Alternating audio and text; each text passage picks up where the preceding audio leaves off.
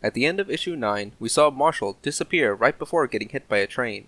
Issue 10 follows Marshal on his bizarre adventure to the other world as he tries to rescue Nathan somehow. Issue 10 is a pivotal chapter in the series, and the physical comic reflects that by not just having a standard print, but also a special, never-to-be-reprinted glow-in-the-dark edition. Reading this under a blacklight was and is a unique experience. I believe it was Igor Monti who did the incredible job of coloring the glow-in-the-dark effect. And I hope you guys get to read it under a blacklight one day too, because the full effect is just amazing. Well, without further introduction, here's issue 10.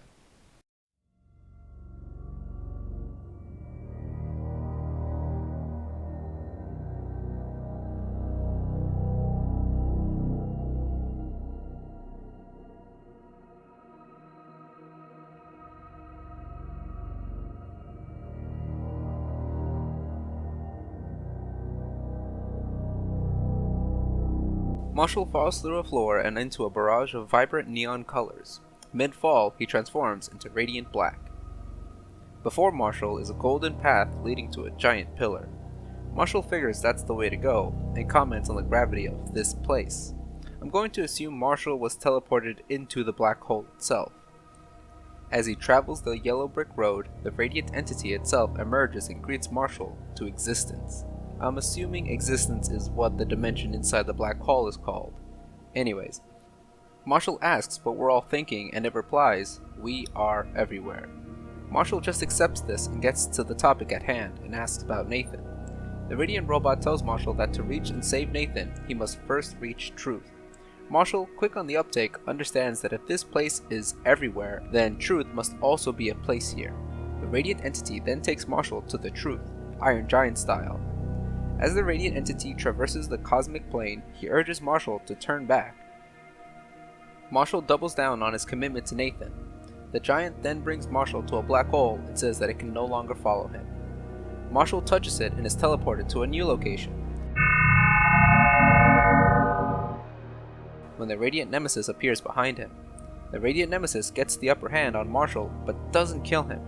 We learn that he struck a deal with the Radiant entity itself, that if Marshal fails, he can get the Radiant black hole itself, in exchange for guiding Marshal through existence.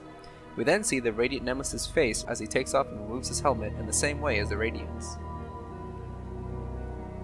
In a gorgeous double-page spread, we see Marshal and his new buddy travel this cool plane. We learn that time works differently, so they need to hurry. They teleport to a new place, and the Radiant Nemesis warns Marshal that they're in a place that is sentient and only cares about one thing, the truth. Marshal asks if he means the place or the idea. We then hear someone interrupt and greet Marshal.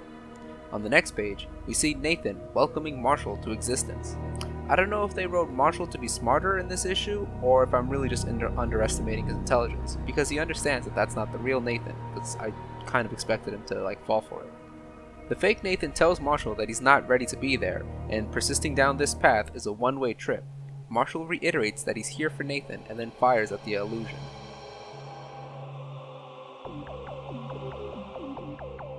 The hostility triggers an earthquake, and an army of Skull Demon appear.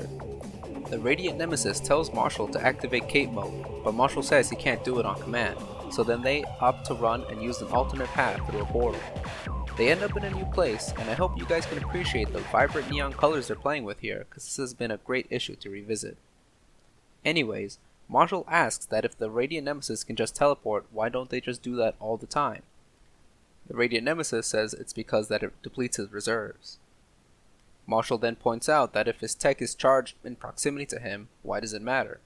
Marshal doesn't really get an answer and comments on how cool everything looks without depth or shading.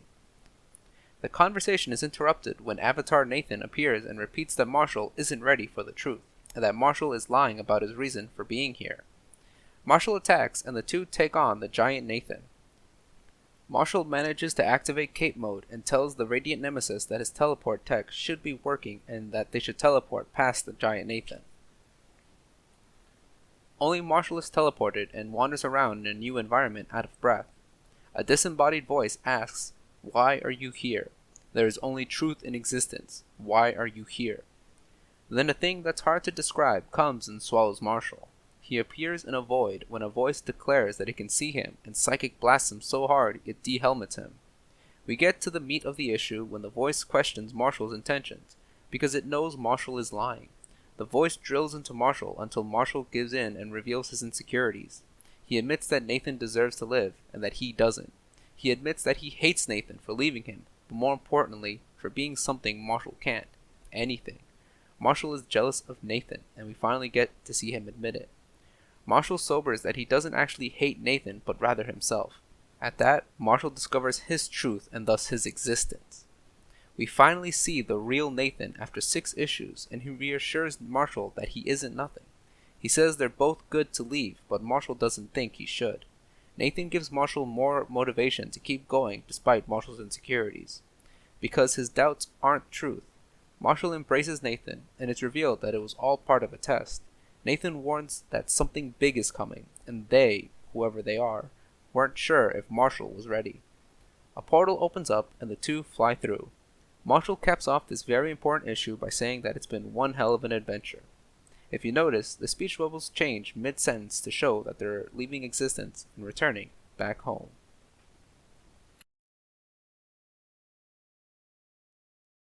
First, I want to apologize for the low-res panels in this video. It was difficult to procure good scans for this issue. To be fair, it does benefit the authors and yourself to purchase it to have the best reading experience. Anyways, this issue was very cathartic. We got to see Marshal's internal struggle with living up to Nathan's brief but upstanding legacy. He was pushed to admitting his own low self-esteem and feelings of inadequacy.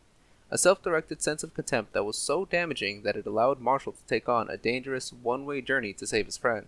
No doubt because he was betting on switching places with Nathan, someone who he sees as being worthy to be Radiant Black and in general being worthy to live, unlike himself. I was very hard on Marshal because I always saw him as the goofball screw-up who couldn't take things seriously and judged him before giving him a chance to prove himself. I was no different than the teens in Circle Guy News who bullied him and judged him. Thankfully, Nathan was there to help his friend, and we got to see the best outcome where both our protagonists come out alive and happy. I couldn't do the visuals on this issue justice. The glow-in-the-dark effect added a good sense of otherworldly ambience to the reading experience. I'm looking forward to the next trip into existence, and most likely another glow-in-the-dark edition.